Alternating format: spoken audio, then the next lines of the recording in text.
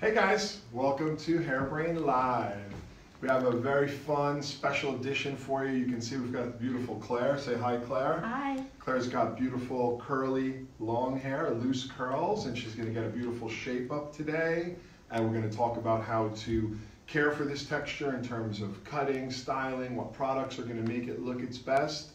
I want to introduce you to our special guest, but I want to bring on a special guest to do the honor because it's kind of a big announcement here. So I'm going to welcome on my buddy Ricardo Dennis, who's the Global Artistic Director for Haircutting from Aveda, to do the introduction. I'll be back shortly, so I want you guys to start thinking about your questions and your shout outs. All right. Well, it's a pleasure and an honor to be with you guys today. My name is Ricardo Dennis. I'm the Aveda Global Artistic Director for haircutting, and textured hair and curly hair has been really a big push for us for the last year, not only from the products we're making and launching right now, but also from a technical perspective where we're looking at curly hair curriculum, different ways of cutting it and taking care of that hair. And we work with a global artistic team, each of us sort of heading up a domain, and it's my pleasure and my honor to introduce Renee as our Global Artistic Director for Textured Hair. It's a really big job and responsibility. And I actually met Renee I met you briefly once in the summer, and then I got to connect with her a couple months ago. And I was just really inspired by Renee, because a lot of times I think when we're working with textured hair, there can be a very loose and sculptural approach, which I really appreciate. But what I was really inspired by Renee was, one, she spoke my language. She really spoke about texture and hair in a very technical way, and also a very visual and sculptural way as well. So I hope you guys enjoy your time with Renee, because I have been very inspired by what she has to say and all the things that she's taught me. So it's a pleasure to be with you today. So Thank and you. Gerard as well. Well, lucky me with all these wonderful guests here in the studio. So Renee, what are you doing with Claire's beautiful hair today? So we're just giving her a trim, but we want to make it like, we just want to make it a little inconsistent. So I'm breaking it down, even though I'm just doing a part, so that I can really focus on that, kind of cutting it round underneath everything, and then cutting the top round, but separately. So what would you say some of the benefits are to cutting loose curl like this round rather than square? You find there's some difference in the way that the hair is going to fall and move? Totally. Claire wears her hair straight a lot. So I think round, it just, it can be rocked both ways really easily. Rocked straight, rocked curly, and it still can be impactful both ways. Right. So is that kind of a big consideration for you, the versatility? Do you do like your consultation when you're working with kind of textured hair? How, because the curl can be, it can be tightened, it can be loosened, it can be straightened. Yeah. How do you kind of get to that conclusion with your guests? How do you speak with them about it? I ask. Yeah, And a lot of the times I can also see it in their hair. Like if they are a client that straightens a lot, I can usually tell in the hair how the curl differs or how it drops, because usually it starts setting in a little bit of heat damage. And if not, I just kind of ask. I ask how often they straighten, and if they wear their hair curly most of the time. So I want to give a few shout outs to our friends out there that are watching. We've got Kayleen Kohei watching from Argentina. Wendy Pryor is watching. Hey Wendy. Wendy. We're going to make you proud here today. Shalene Shar is watching. And guys, let us know the questions that you have for Renee. If you're just joining us on Gerard Scarpacey, we are here in New York City at Blonde Studio, our home away from home. We've been bringing you lots of live education from here today. We've got Renee Gondar. Did I get it right? Gadar, sorry. Yeah, that's okay. Renee Gadar, who I've actually known since she was a cosmetology student. Yeah. So for me to see her blossom into this, global artistic director with Aveda is something that I think is fantastic. And again, she had talent from day one. I think I remember even as a cosmetology student, you had participated in some of the creative events and styled hair. So has it been something that you've been doing your whole life, working with textured hair? Obviously you have textured hair. Yeah. So is it just second nature for you? Yeah, well, you know what it was? It was styling hair that felt a little bit more second nature, because that's what I had always been doing. And then it wasn't until Arrojo that I started cutting and learning how to build a shape section by section. And I felt that was imperative. But I started doing hair. I was a kitchen beautician at 9. So it's been a while doing it.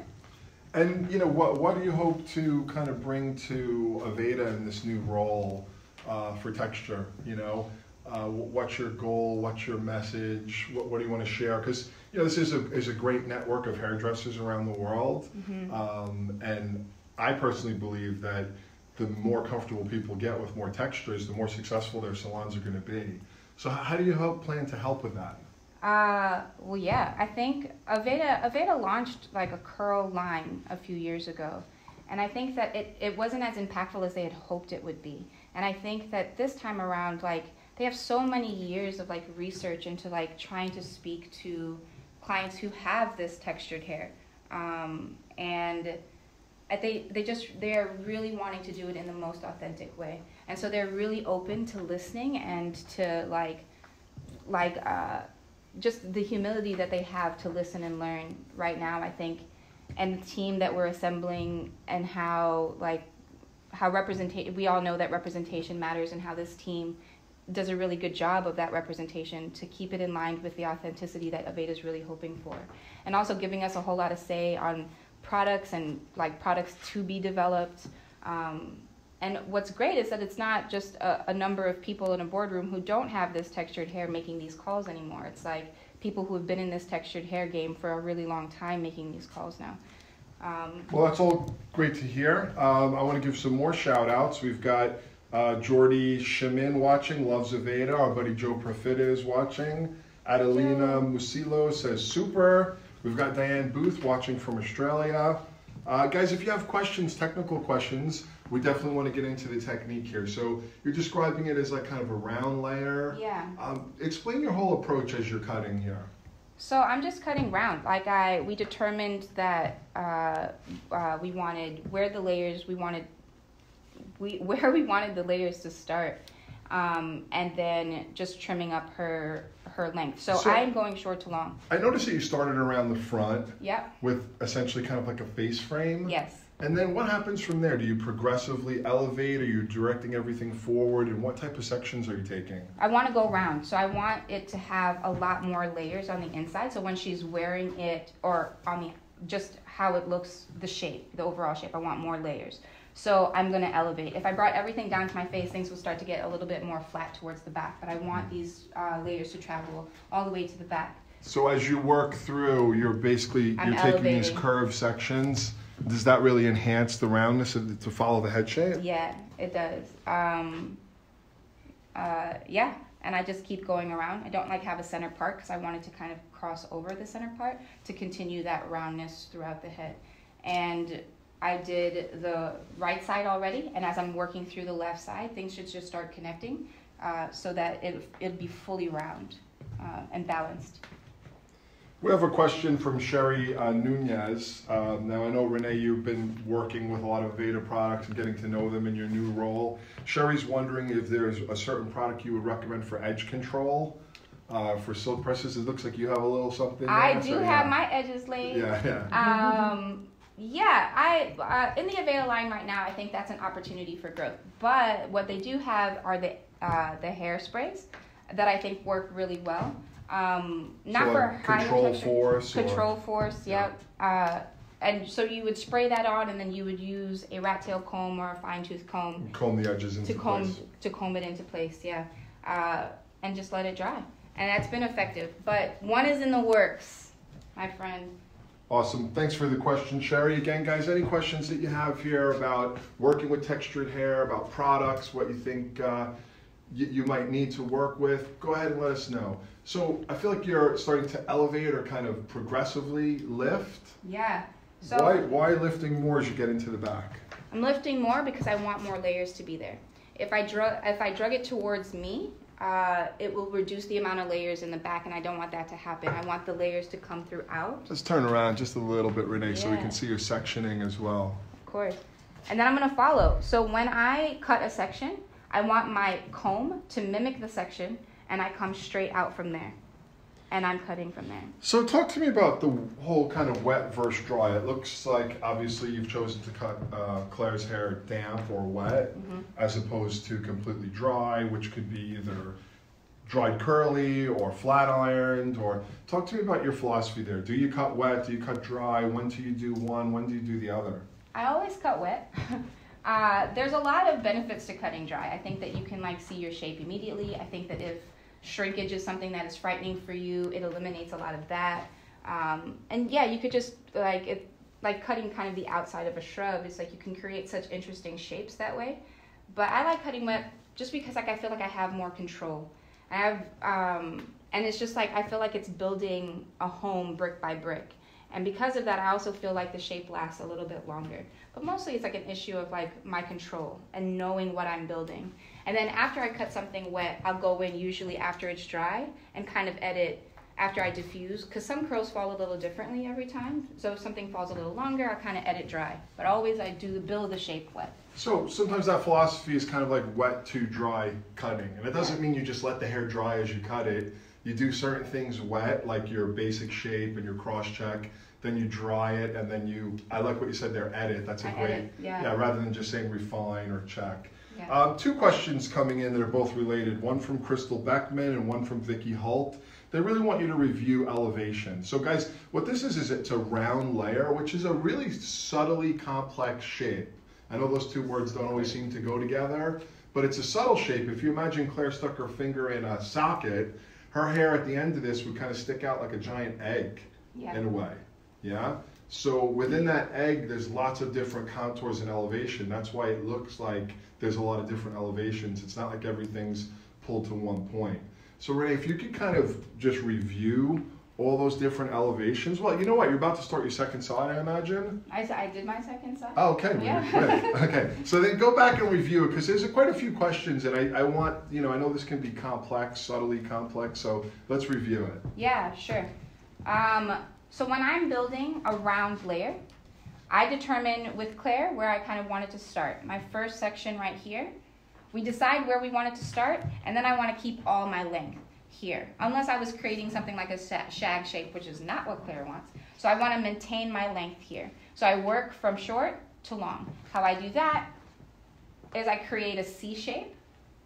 So I work from here, holding it down, and I create a C shape. Within the recession area, there's usually a gap, so I'm kind of accommodating for that. So that's super important, because I think a lot of times people run into challenges with this and then maybe never use the technique again, because they just think about cutting a diagonal back line. You're actually saying you come in and then you come back around. That's what you mean by C shape? Totally. And that's, again, subtly challenging, because to get your fingers in that C shape is not easy. And then it's different from left to right, because you're creating that C shape coming down in one way and another pan position the other. So making sure that your balance there is also really key. For the next section, for every section I'm going to start elevating. So the first section that I did is 0 elevation. It is down on Claire's face, and I'm going from short. That's because generally the hairlines are finer on every texture of hair. There's very few textures that are thick on the hairline, so you're trying to maintain weight and density here. Yes, and then you determine from there how much you want to lift. Yeah. And I want her to have a lot of layers. So I'm going to do maximum lifting. So what I mean by that is I hold this down at 0. My next one, I'm going to start elevating straight up from here. And again, the amount you want to elevate is up to you and your guest on how much layering you want. Yeah, so like the more you reduce the elevation, the less layers you're going to have. So if everything just pulled around to the front, sometimes people call that like forward graduation or a face frame. You've got like a face frame and it almost gets to no layers at the back. Correct. In your case, you're progressively elevating higher and higher and higher. Because I want layers everywhere, Jabbar. Right. So again, guys, this is a subtly complex shape. And once practiced and mastered, it can really change your whole game with not just curly hair, but any texture of hair. And one of the things I really love about this is, in some conventional forms of layering where we just start on the top and we kind of choose, okay, this is how many layers I want. As you work through, it doesn't really relate to the face. It's like there's this and then there's a face frame, and it's two separate approaches. But with this, what I love about this approach is the first thing that you do and the first thing that your guest sees is the face frame. and that means you're putting their face in a frame, right? And that's what our job is, to make people beautiful. And then everything relates to that face frame. So it's a subtle shift in the way that we think, but a really brilliant way to connect with your guest and do haircuts that are really about enhancing their features. Yeah. And what I just realized is that I elevated a little bit more on this side than this side, so I'm just going to come through and elevate just a little bit more to make sure that the balance. So let's talk about that. You know, Yeah. how common is that? Because I know for me, I've been cutting hair for 30 years, and that still happens to me all the time because the shape is complex. Yeah. So how did you find it, and what do you do to balance it? Right. So I hold up the hair at different points of the. I look in the mirror and see if there's like visual balance, and then I'll hold up hair at the same points to find where it is I kind of went long, or it's not as balanced. So I see kind of towards the front, I'm more balanced, and then when I got to the back, I elevated a lot more on my left side than I did on my right side. So I'm gonna go catch that. All right, so I know a lot of you guys from all over the world are just joining us, and this is kind of a special edition of HB Live. They're all special, but today's extra special because our guest has just achieved a wonderful position with Aveda that we want to celebrate. So I want to introduce and welcome back onto the set here Ricardo Dinnis, who's an Aveda icon. I've seen his photo in plenty of Aveda institutes. You might recognize him. He is the Global Artistic Director for Haircutting for Aveda, and he's going to introduce you to our wonderful talent today. Yeah, so, you know, curly and textured hair, I said this earlier, has been a really big initiative, really across the board in fashion, especially in hair. And for Aveda, we've been kind of at it for probably the last year, and really searching for the right person, not only to fit in with the global artistic team, but really someone who's going to, you know, hold the mantle for textured hair, because we need someone sort of strong technically in that. And you know, we found Renee here, and she is now going to be the global artistic director for textured hair, which is a really big job. And she's really responsible for leading the charge, not only on the product side, but also from the technical side. She's been working on a brand new textured cutting curriculum. Mm-hmm. She's got a very technical approach, which is why I love what she does. And she's got just lots of amazing and exciting things happening. Last week she was in Minneapolis for, I believe, a textured forum talking about diversity and inclusion.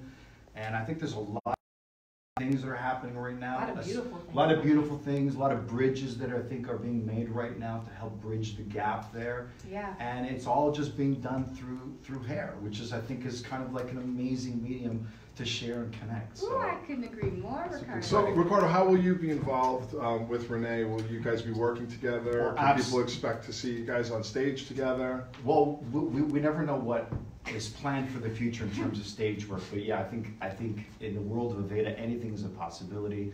But I definitely see Renee joining us for the photo shoots and representing that from definitely a visual standpoint, as well, again, as from a technical standpoint. As you guys know, I'm an educator as well. I write classes. I'm actually on the verge of launching a sort of creative curly cutting class, and Renee's got this amazing Texture 101, if I'm correct, which really covers the fundamentals and is kind of related to our core cutting, where she really approaches it.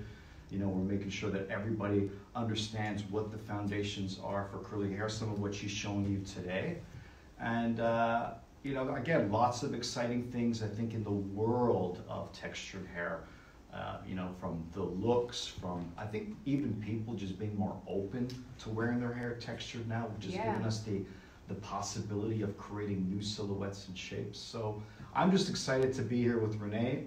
I shared earlier that I had a great opportunity to kind of chat with you, and she was kind of showing me her curriculum and showing me her approach to curly hair. There was a lot of similarities, and there's definitely some things I learned from her.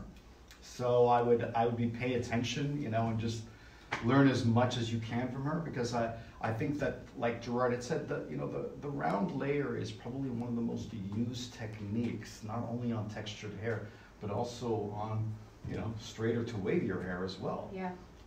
And I think it's really just about how you manipulate things like elevation and over direction, which applies to any texture of hair. Yeah. And you could see today that, Renee's approach is from the front.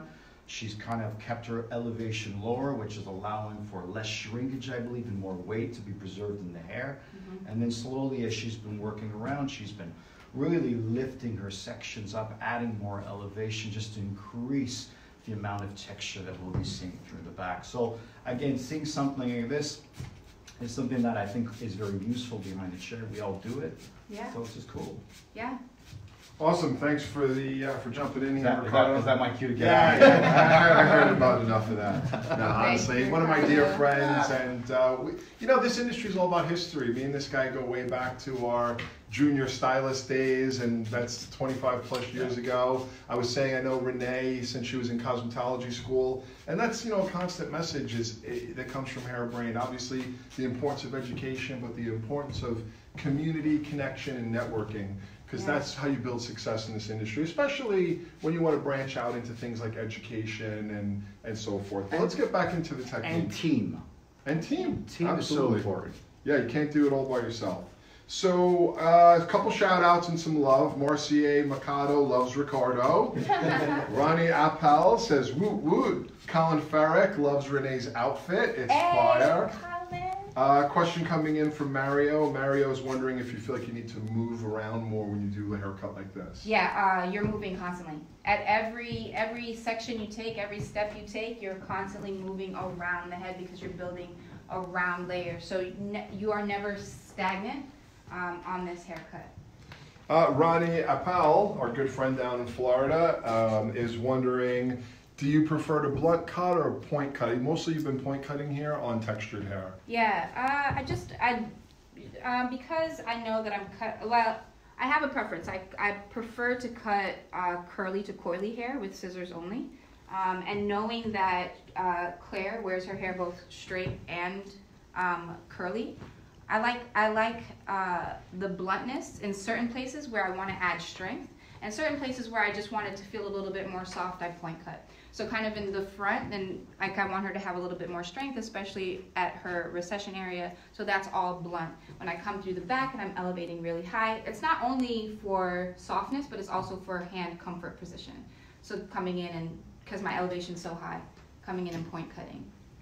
So you mentioned that, now I know that you've got a bit of a razor cutting background. Yeah. At some point I might have even taught you some razor cutting, I would Yes, imagine. sir. And I'm just wondering, you said you prefer to cut curly or coily hair with the scissor. Yeah. Tell us your philosophy or your thought pattern there.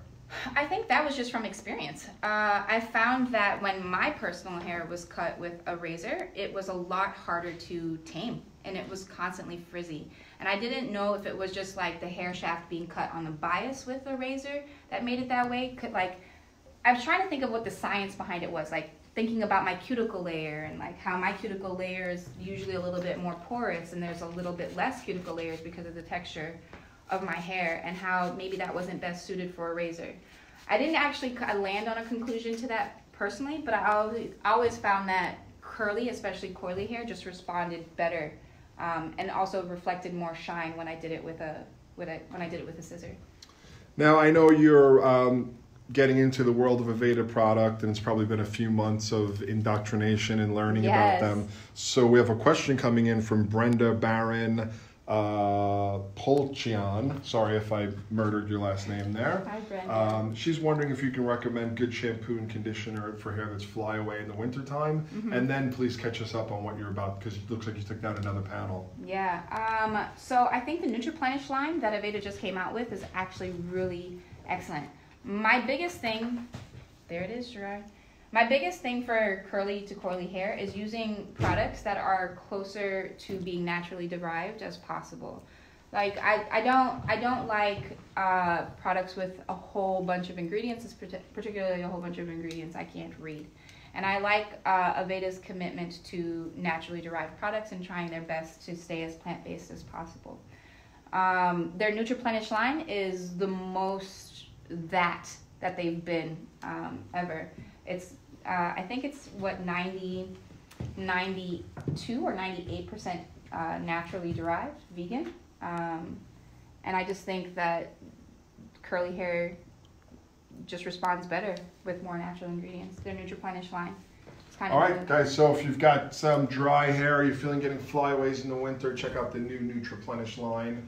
Now let's get into the haircut, because it looks like you're moving into the top, and I really want you to break that down for everyone that's watching at home. Yeah, so the reason why I break the top down is usually for clients who are curly, you're dealing with so much hair at one time. So breaking it down into pieces kind of helped me manage the hair better and stay more consistent.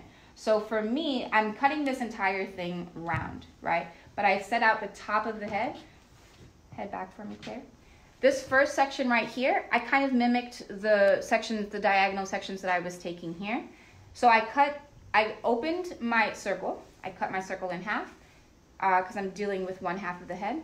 I cut this into a diagonal section and I held it up. Then I came through and I'm starting to mimic those sections that I bring down to the back that are diagonal.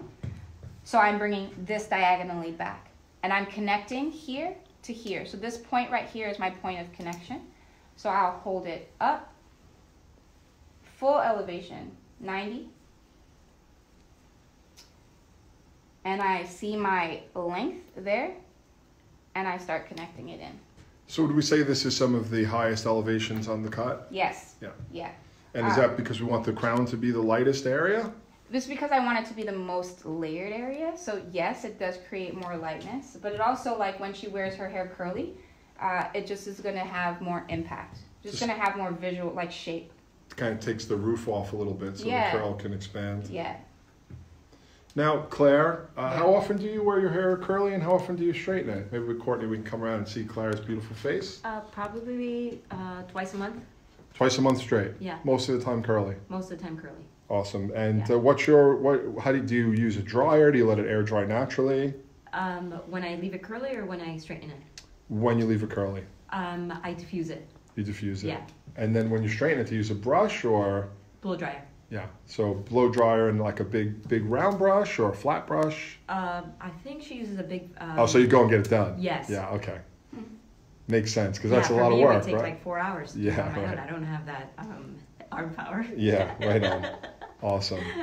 So again, Renee, you were saying you kind of took this into consideration when choosing your technique. Mm-hmm. And, is that maybe why your shape's a little bit more technical? I know we're obviously, and you said you kind of love this as well, we're seeing a lot of people just diffusing curly hair and cutting it, for lack of a better word, curl by curl. Mm-hmm. But you say your preference is more of a technical shape. Can you speak to that a little bit? Yeah, because the beauty of curly hair is diversity. Like, you could just wear it so many different ways. And so for me, like, whether we covered everything in a consultation or not, I just feel like if I'm providing a shape that is sound, then no matter what she feels for that day, I got her covered in the haircut. And you feel like the most sound shapes for that are a little bit more precision based? Yes. Yeah. Yeah. So even if you were cutting dry, like with the exception of the fringe, like for me personally, like I just feel like you should still be sectioning the hair, and you still should be building a shape. And, at what stage, like I'm sure you're thinking about styling now. Mm-hmm. Are you thinking about diffusing, or do you do like twist outs, or what's your preference? Is it a little mixture of everything? Yeah, well, a little mixture of everything. So I was going to let Claire speak to this, but I guess the opportunity is for me to speak to it. So she went to a salon and she had an experience with, a lot of curly girls have this experience where someone's trying to straighten their hair without their permission. So somebody straighten it chemically? Chemically. So without explaining it to you? Yep. They mix in relaxer. That seems like a crime to me. It is right. a crime. Yeah. And it happens frequently, unfortunately, mm-hmm. in certain salons. So they mix in a little, relaxer with the conditioner. I'm not going to name what kind of salons, but it is a certain kind of salon that does this frequently. And so she's got what appears to be heat damage, but really what it is like it's been relaxed. So her curl is tighter up here, and then it's loose, and it's tighter on the mid shafts to ends. So she's got varied curl patterns, and usually naturally occurring hair has varied curl patterns on the head, but it's usually consistent wherever it is, the difference is. Mm-hmm. When you have damage, it's inconsistent in whatever patch it's in.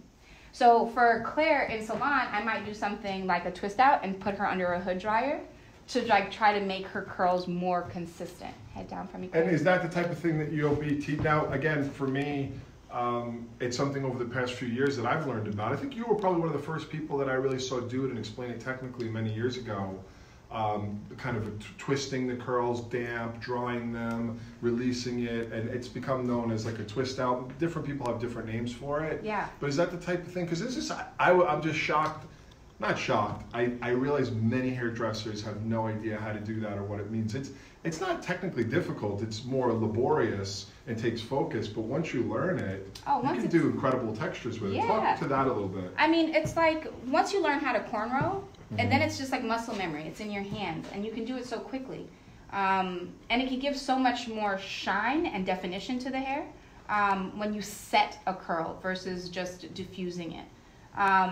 Because of time constraints, I'm going to diffuse Claire today instead of a twist out. But a twist out, essentially what you would do is you would part Claire's hair in like sections of 6, like 6 straight back braids. And instead of a cornrow, you'll do a twist, like a rope twist. Which is essentially a 2-strand braid. It's a 2-strand braid. You take 2 pieces and you just coil them around each other. Yep. All the way down through to the ends. And you sit her under a hair dryer. And I think you wouldn't release that day, right? The longer it dries, the better it is for the style. The more longevity you'll have for the style. So you'd set your client under the hood dryer for 45 minutes to an hour.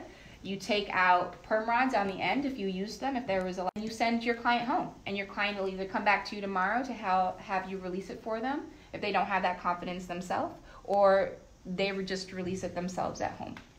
All right, so to recap on the cut, Renee, through the underneath, started putting in a face frame. She had a circular disconnection in the crown, and she gradually, progressively elevated that through into the back. Yeah. Now she's dropped this circle down from the top and is taking, again, diagonal sections around the perimeter, working towards the inside of the circle, and it's connected to the bottom. You're using, it's almost like you're cross-checking what you did on the underneath and connecting this through to it. So let's just explain that a little bit more, what's happening right now. Okay, so so this underneath section I've cut already, and this is that radial parting that I had. So now what I'm doing is when I elevate all the way up, I can kind of see my guide here, and so I'm cutting to that. Now, as I work down here and I'm elevating, what should happen is a connection point. Whatever that layer was from the underneath coming here, I shouldn't have anything to cut. And once I see that, I know that I'm balanced as I'm coming around the head, which is kind of the beauty of a round layer, is that self-check that's built into the haircut. Yeah, it's kind of well engineered. Yeah. And that's why it's something that's been, a bedrock for precision hair cutters probably for 50 years to some degree. Lori Dixon says she's loving these videos and building her confidence back up. That's fantastic.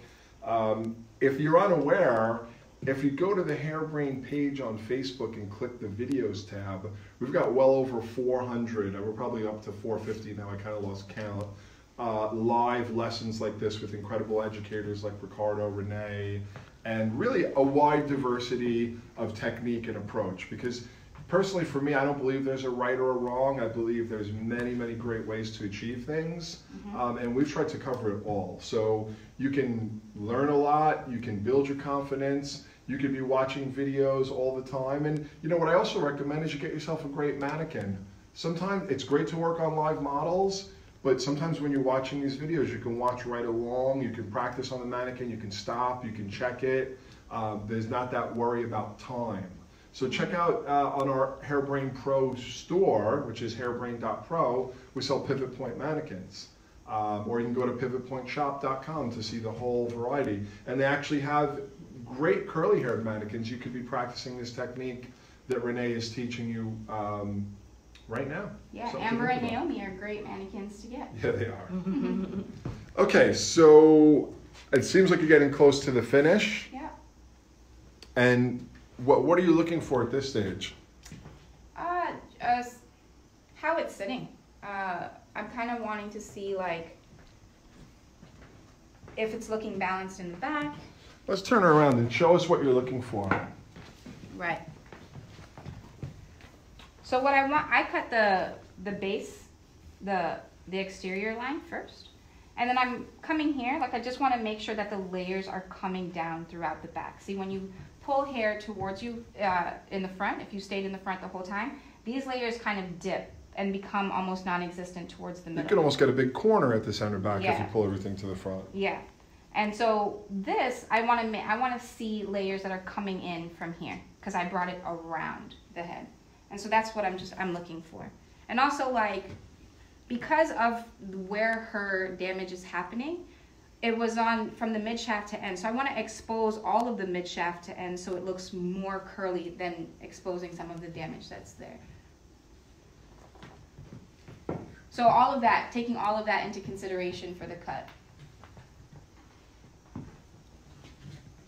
Do you literally kind of work until you meet the other side as you Yeah. come across, and now checking across the top to see Yeah. that there's a connection? To make sure that there's balance, and there is balance around Claire's face. Yeah, I like how it opened up her face a little bit. And I also know that with balance and like just building that little by little, that when she straightens it, it's also gonna look really great. Lots of love coming in. Our buddy Douglas McCoy says beautiful shape. Michael Snyder, loving this cut. Nice work coming in from Manisha Raj. Okay from Anazusa Francesca. Oh, our good buddy Ian Michael Black, who's the Ian. global artistic or creative director for color. So we've got the whole Aveda team in the house. Renee Gadar is a new Yes. member of that team, specializing in curly hair and texture, which is a wonderful addition to the team. Lots of people are excited about seeing how you're going to style this hair, so I'll let you get in depth right now. All right, so once it's cut, now we've got a couple of things, you know, like I have never done Claire's hair before, which is, you're gonna run into that in the salon. Never doing their hair and encountering. Hopefully, if you're a busy stylist, you should be Right. right. Yeah. Yeah, you If should you have keep enough- doing, unless you're doing the same 5 clients over and over. Nah, you should not be Yeah. doing that, Yeah. right? You should be meeting new people all the time with their different hair stories and their different experiences. So today was my first time meeting Claire. And I realized that she had a little bit of damage in there. And I knew that I was going to diffuse because I think that's what the time allotted for. So even in salon, you'll feel that way. You're like, hey, all I really have time for is diffusing. And I know that maybe there is a better way to make these curls more sing the same song. But I'm going to put in products. I'm going to use my diffusing techniques. And I'm going to try to get as much curl out of Claire's hair as I can. Even the parts that are kind of falling straight. I'm going to encourage those curls to try to help them all sing the same song too. So starting off by dampening the hair, so it's totally important for you to consistently dampen this all the way through. Yeah, it is. And is that just water you're using, or are you yeah. using a product? No, water. just water.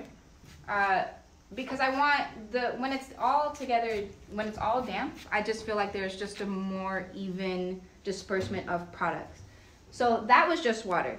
What I love about the Nutri leave-in conditioner is that it has sand ginger in it, which I think I know it's a naturally occurring product that gives you heat protection.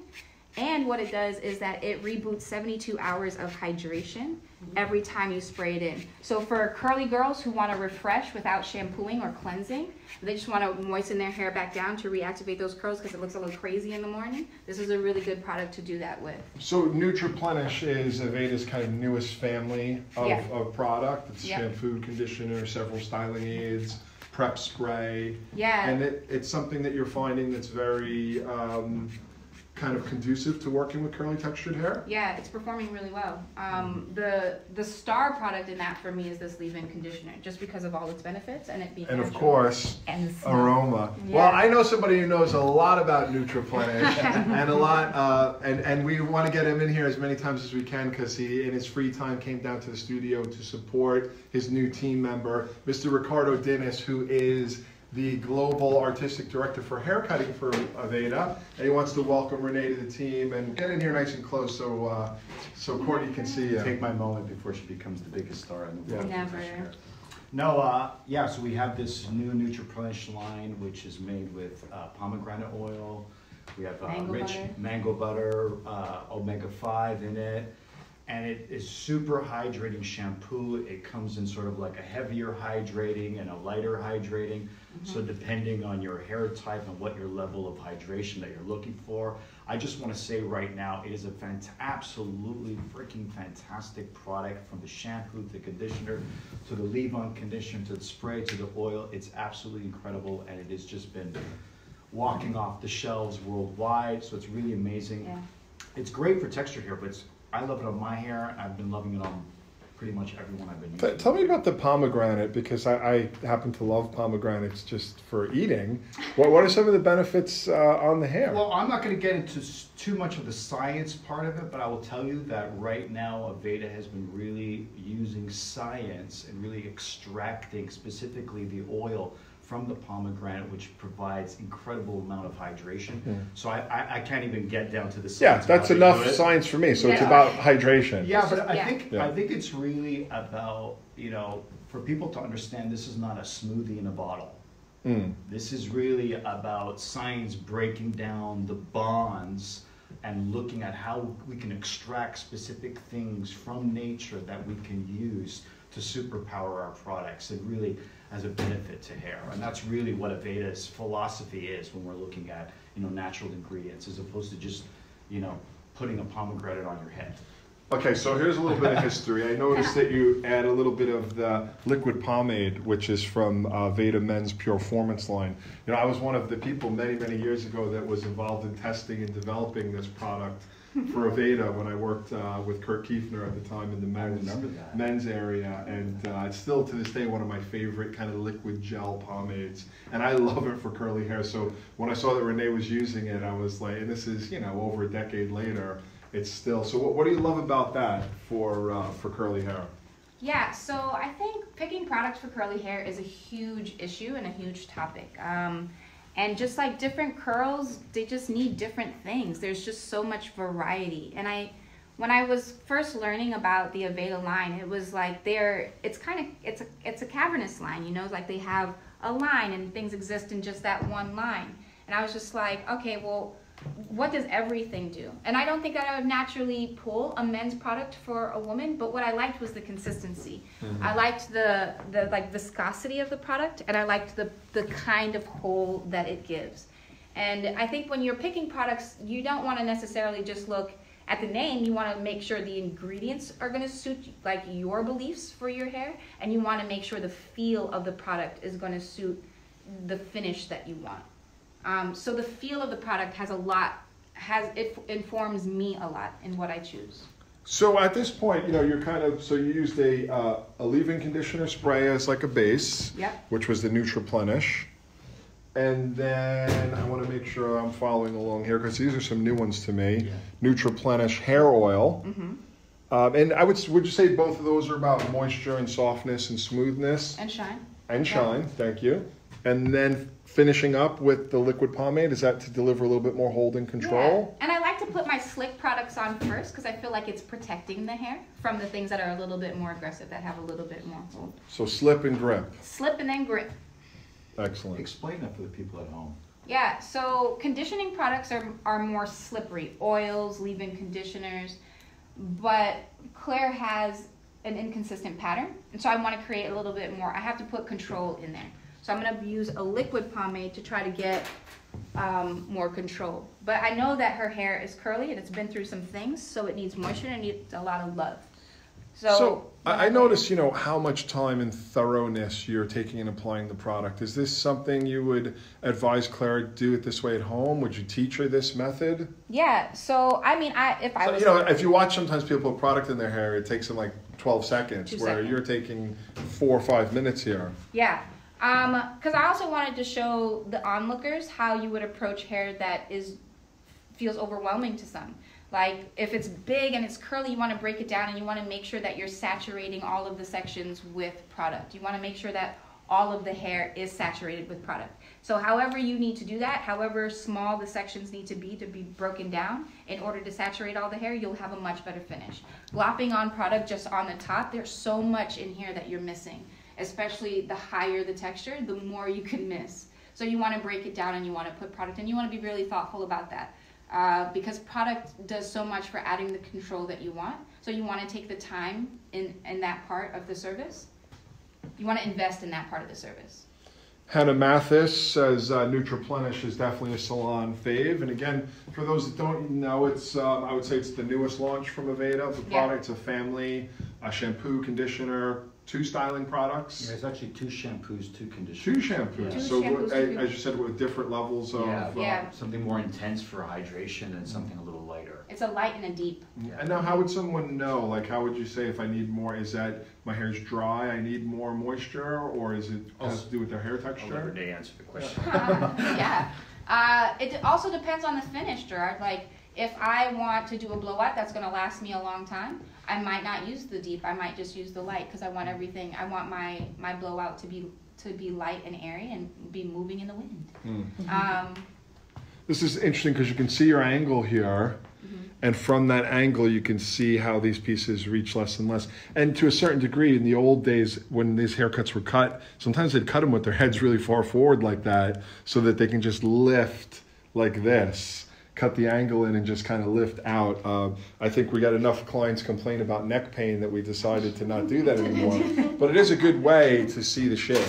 Yeah. So now I'm going to diffuse clear. In the salon, what I would do is, because I have a backing, I usually have my clients scoot all the way back and I let them rest the back of their head on the back of the chair and their chin all the way up so that their hair is flowing fully back. And then I'll dry them fully that way first. So just talk real loud for us, Renee, and give all your tips. Diffuse drying is something that I think so many stylists are afraid of, so many clients are afraid of. So give us all your tips. When I first got into the salon space, the professional salon space, I realized that people were diffusing and just like afraid to touch the hair. They were like, you can't rough it up because then it just gets frizzy.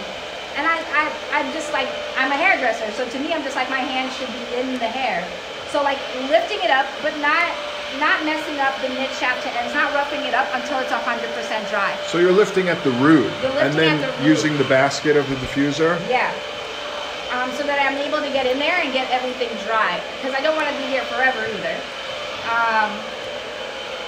It's got a good shot of that hand motion there. Right. It's like a claw, and you're just kind of giving a little lift to get the hair off the head, and then you're putting it in the basket. Does the type of diffuser make a difference? What are your favorite types? Yeah, so the hard diffuser, and the sock diffuser are my favorites. When I'm trying to get maximum volume, I generally use the hard diffuser. And when I'm just trying to get more control, I use the soft diffuser. Like a sock type. A sock diffuser, definitely. I think what curly girls are realizing is, especially if their hair is finer and curly, that a little bit of frizz is not the enemy. A little bit of frizz can give you a whole lot of volume. And what the basin of a diffuser creates is a little bit of frizz. But if you put the right product in it and take the amount of time, like, it will reduce the frizz on the mid shaft to ends, which is what matters to the client, which is what they see. The key to diffusing is making sure that it is 100% dry. You'll always see a lot of frizz if it's still carrying moisture. Yeah, let's talk about that, because it's something that a lot of people will say. They say, "Oh, don't dry it all the way." Do you think maybe they mean don't over dry it? Because if you over dry it, it can get fly away.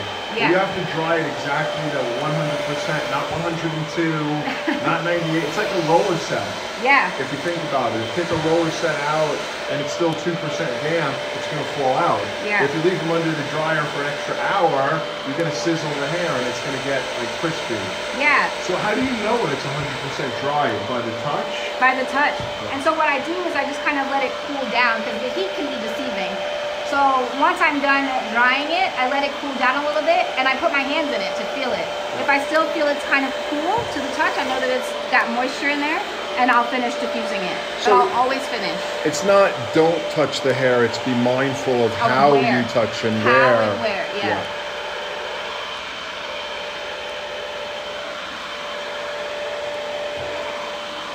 do you ever feel like you need to add more product as you're working? Do you ever kind of come back and add something? Yeah, usually I use a finishing product to add a little bit of shine or control. Sometimes it's a hairspray, sometimes it's like a shine spray. So do you think, oh, it needs a little more grip, I'll use a hairspray, or it needs a little more slip, I'll use an oil or silicone or something like that? Yeah, because I have a lot of clients that have fine hair, but it's really curly, and big hair is really in right now. They want it as big as possible. So usually I'm a lot of times finishing with a hairspray. You know, this is my, when I came into the studio here, Claire's hair was already wet, and I wasn't quite sure what it to be like, but I can see obviously between the shape and then the thoughtful application of product, you're getting quite a beautiful pattern in the curl. Yeah, even like all the onlookers were seeing that there were a lot of inconsistencies. Yeah. I think being mindful about how you put in product can help with those inconsistencies, especially if you don't have the time to do a set. Yeah. Now what about color? I see that Claire has some color. You know, I think it looks like it's high lift or bleach, which can be really challenging on curly hair. Yeah. What are your thoughts there? I know you're a cutting specialist, but you must have some opinions. Yeah, I have lots of opinions about coloring hair. So growing up, I always got a relaxer. And when you have a relaxer, you can't color. So I think Or you shouldn't color. You shouldn't color, correct. So I guess my own personal aesthetic is healthy looking hair. If the hair is suffering under the color that you're getting, then it's not worth the color. So for me, like if you are going to color because you want to change, then you have to put in some sort of bond repair additive to the bleach, because it does change the curl pattern. It does make things drop. I wasn't sure like what her colored curls were going to do. But they're responding well, so I'm assuming that has a lot to do with the product, the fresh haircut. Yeah, all of that. I mean, when you see damage in someone's hair, it's usually a number of things that couples together to make that happen. Usually it wasn't just one thing. It could be color, it could be the amount of times Claire wears it straight, and it could have been going to a certain salon and then adding relaxer. Claire said she only blow dries it straight maybe twice a month. But people that do, like, let's say almost every day, do you find that it really changes their curl? Yes, especially when they don't know how to do it, especially if they're not adjusting the heat setting on their flat iron and always doing it at maximum heat. And even just even if she does blow out her hair twice a month, it depends on who's blowing it out. Right. I have seen hair go from healthy to heat damage in one blow drying session. Yeah, it only takes one time. Takes one, for it a nuclear blow dry will, Yeah, so things can go awry in one setting. Right. And sometimes you can't really know why all of it's coming out. All you know is that when your client is sitting in front of you and there's inconsistency in her curl pattern, you have to accommodate for that in some way. Got some love coming in from Naomi Dove. Hi, looking great, Renee. From Manoj Thakor says nice work. Claudio Simone says great. We've got, let us know where you guys are watching from. We're getting close to the finish here, but I know a lot of you guys really wanted to see how this was going to turn out. Beautiful round layer haircut if you're just joining us and you missed that beginning. Good news is you can watch it at any time on Hairbrain's Facebook page. You just click the video button and you can go back and scroll through our hundreds of live lessons covering all types of topics, from curly hair, straight hair, color, styling. We've got a little bit of everything from incredible educators all over the world. Now, stick with us here so you can see the big finish, the big reveal to Renee's haircut on Claire, using the new Nutri line, coupled with a little bit of the Pure Performance liquid pomade to make this incredible finish. So, last chance, guys, to get in there with some questions, comments, show some love. Renee's debut here as the global texture artist, working with Aveda. I'm very, very happy because I've known her since she was a kid, cosmetology student, Aveda obviously is something that has been a supporter of Hairbrain for a very long time, so it's great to see these things coming together. I couldn't be happier. So share the love, give some shout outs, and then we'll see this final look from Renee. So at this point you're you're feeling the dampness. Yeah. Back was still damp, so I'm gonna tackle that. And I'm putting my hands in it. I just don't want people, like, curls when they're done, like, my own personal aesthetic is not too refined. It's a little undone, it's like lived in, like how Claire would naturally do her hair. So I'm like, she's gonna touch her hair throughout the day. So I just, anybody should be able to put their hands in their hair and manipulate it throughout the day and trust that the shape's gonna hold, the styling is gonna hold, and they're just gonna look dope all day. When you're in the salon, how much time are you booking out for appointments? So I book on the hour. And so what happens is, like, there are certain clients that I can do in 45 minutes, easy. Wash, cut, style, 45 minutes. And there are certain clients that are just gonna take an hour and 15 minutes. And so usually I'm like balancing my day. That's a give and take. You're always juggling. Give and take, yeah, you're always juggling. But, you know, obviously you're of the mind that you're taking a little longer and probably charging more rather than being shorter time, charging less and doing more. Yeah. So in salon, like, I gotta be smart about this. I gotta be smart about my time, because my time is money in salon. So what I do is usually, like, I never say anything about, like, upcharging for texture. I just add on things, like I'll add on a flat iron, because if I'm blowing you out, sometimes you're gonna need a flat iron, so I add on for that. And then, like, if they don't want to incur additional costs, like, I have a hood dryer in the salon. Instead of diffusing Claire, I put her under the hood dryer and start a whole other client. So just seeing, like, what I have time for in my day, and just adjusting from that. So with that, like, the more tools you have in your styling kit, the more you're able to make those decisions for yourself. Yeah, it's interesting because I think a lot of hairdressers that I've encountered know how to just take a big round brush and go, like, when you say what the tools, you know, if you ask them, you know, are you good at diffusing? Are you good at paddle brush drying? Are you good at mason? They would say, no, probably not. I'm really good at round brushing. So they kind of do that on everyone. Yeah. Where I think what you're suggesting is if you get equally good at all these different things, you can vary them, and then they become services in and of themselves, you know, which is a great way of thinking about it. And they also help you better juggle. Yes. Yeah. Again, that curl's coming out beautiful, and you can see why I love liquid pomade. I know the Nutri is super important here as well, but from across the room, I can see that liquid pomade effect. Yeah. And again, it's just one of those underutilized things. Product-wise, because I think obviously the fact that it's from the men's line, sometimes people would never think, but personally for me, for over a decade, this is one of my favorite products for natural drying curly hair. So you always use it on women as well? Oh, I always have. I used to say, don't worry, there's no testosterone in it. You know what I mean? It's, my good friend Naomi and Tracy put me onto that, because I wouldn't have pulled it when I first came into Aveda. Like, I would have saw the men's line and not thought anything of it. Yeah, well, I would have told you right off the bat. Yeah.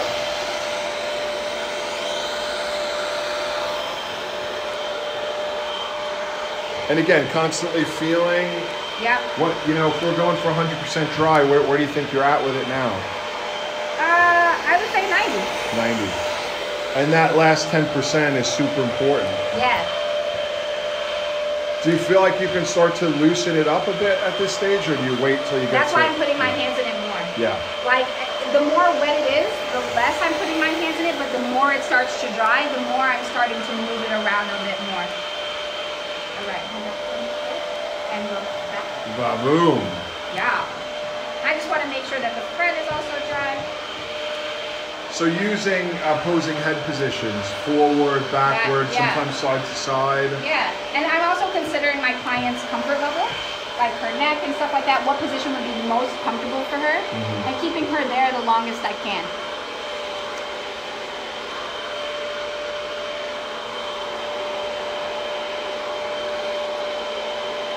And, you know, what about the heat settings on your dryer? when you're diffusing? How do you choose how hot, how much airflow? So when I'm using the basin, the hard dryer, I use medium air because this creates so much air inside of it. So I want to use medium air. When I'm using the sock diffuser, the reason why I love that tool is because it's high heat, high air. And things get dry a lot faster. But it doesn't create as much volume, and I wanted Claire's hair to have maximum volume for this hairline.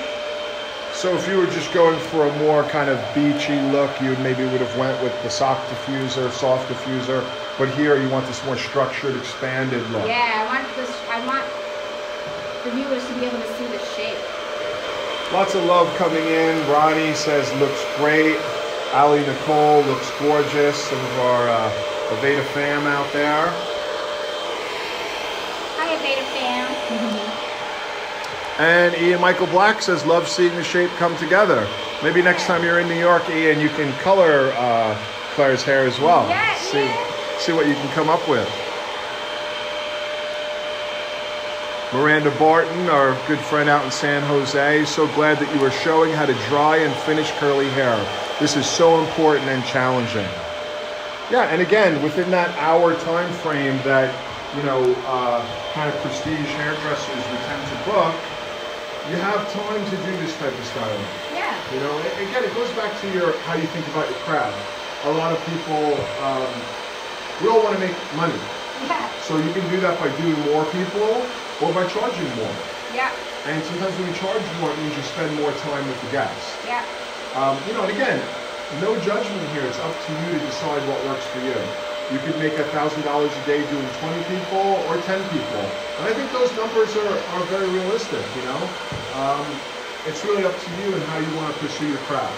Yeah. So you're suggesting a little more time, precision cutting, a little more time and attention to detail with styling, and you would imagine that would help you be a more help you make more money. Which at the end of the day is what it's all about. Yeah. That system works for me. Yeah. For sure. That's why I book on the hour. Because also, I don't like to leave my finish in the hands of anyone else. Yeah. So, I like to finish. And so, what are your priorities as a stylist,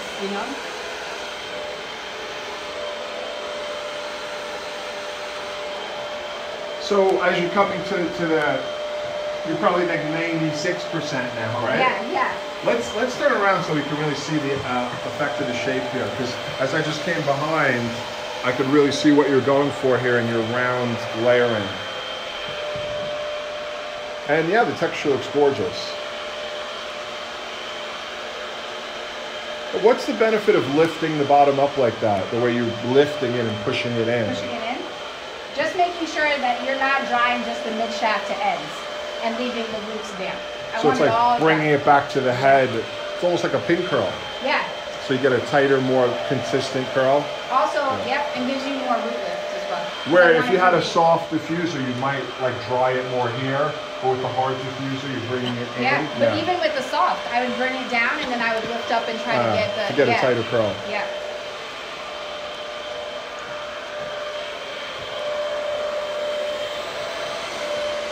Now, as you're at this stage, are you also thinking of the edits you're going to do on your haircut? Yeah. So I'm thinking about because when you have heat damage or you have any kind of damage, things can get a little inconsistent. So things might fall longer in some places. So even if your shape is sound and it was balanced while you were cutting it, when you get it dry, you're going to see different things. Ali Nicole says, so excited for you and the texture team. You ladies are killing it. Michael Johnson says, beautiful curl job. Gorgeous. So lots of love coming in. People really appreciating the lesson, which is really what it's all about here. That's what we're really striving to do with our HB Lives on Facebook. Now, if you enjoy this and you want to go deeper and have a deeper, more immersive experience, check out hblive.me. This is a platform. We were actually in the same studio yesterday all day, but rather than just using an iPhone, we had 3 cameras, an overhead camera, microphones, we're taking this level to the next level. Take this education to the next level. So if you're enjoying this kind of, for lack of a better word, raw experience, which I know a lot of you guys are because we've literally had hundreds of millions of views, check out hblive.me. If you trust us as an education partner and how we're curating great education, head over to hblive.me. We're building that course catalog every month, and it's getting deeper and deeper, and there's definitely something there for you. We just filmed, it's not on there yet, but it will be soon, something called Forever Curls, which is about coloring curly hair with Lesa Carrillo, who's an independent hairdresser but focuses on coloring curly hair. So if you're loving curl, great lesson today on shape. If you want to think a little bit more about other things, head over to hblive.me. All right, so... Can I also interject something? Yeah, please. So the curriculum that we've been building in texture for Aveda includes styling. Because I know that a lot of people, I use a round layer, and if you were precision trained in hair cutting, you can do that on any texture. Because you know how to build this, you know how to go through section by section and build that shape. And sometimes for a lot of people, it's the styling that hangs them up. So we have a separate styling class, we have a cutting class, and we have a coloring class. Oh yeah. Yeah. You broke it down so you can take care of your curly client from start to finish. Yeah, that's important. Yeah. And I think more than ever, you know, the world of color, and Aveda is very deeply in this world with artists like Ian Michael Black and Lupe Voss creating color techniques and creating an incredible color product. So I'm glad to hear that you guys are going to be doing some curly color, because I personally see it as a huge potential right now. Yeah, me too. All right, what are we using now? So now I'm just using spray because I want her hair to stay as big as possible throughout the day. Because I think Claire looks really good with big hair. I think everybody looks good with big hair. Me too, Gerard. I agree with that. Fully. So really adding some grip. Yeah, yeah. And I know that I've got my nice slick products in there as a base. And now I'm just gonna add this on top. And what Claire can do at home is just, you know, like she wears her hair up in a pineapple when she sleeps, only on satin, never on cotton. Only on satin. Only on satin. Let's hear about that. If you are, cotton is an absorbent, it's naturally occurring, so it just absorbs. It absorbs all of your moisture that you work so hard to put in. So you shouldn't be sleeping on anything that's going to detract from that. And satin just allows you to keep it. Silk is also a naturally occurring fiber, so it sucks up moisture. So satin just always ends up being like the best choice. So you should either be sleeping on a satin pillowcase, or you should be sleeping with a satin bonnet or cap on your head, which is what Claire's gonna do tonight, right, Claire? Yes. Yes. And then when she wakes up in the morning and she releases everything, she adds a little bit of that Nutri oil in her palm and just kind of re-crunches. She can also use the Be Curly hairspray if she finds that she got kind of flat throughout the night. But this is her. And for me, like, I always touch and make things big. I want her to be able to touch her hair. I want, well, not everybody should be just coming up and touching your hair, but anybody should be able anyone that asks permission. Anybody that asks permission to touch the hair can touch the hair. Because it should be touchably soft curls. Some nice messages coming in here as you finish up. I am so in love with her hair, Renee. She is so beautiful. She is beautiful. Thanks for sharing with us. It is a wonderful cut and style, says Manuja. Just gorgeous, says Mary Armstrong. Now, I know you're just kind of doing your finishing touches, and I want to invite Ricardo Dinnis, who is the Global Artistic Director for Haircutting with Aveda, to come back in. You are allowed to touch. It's super soft. It feels great. Yeah. It feels great. Yeah. What I love, it's got so much form, and you would imagine that it's got kind of like a stiffer feel to it, but it absolutely doesn't. It actually feels like there's no product in it whatsoever. Putting in your slip first before your grip goes a long way. Yep. I always think that curly hair is just such a sort of testimonial to any product, you know. Yeah.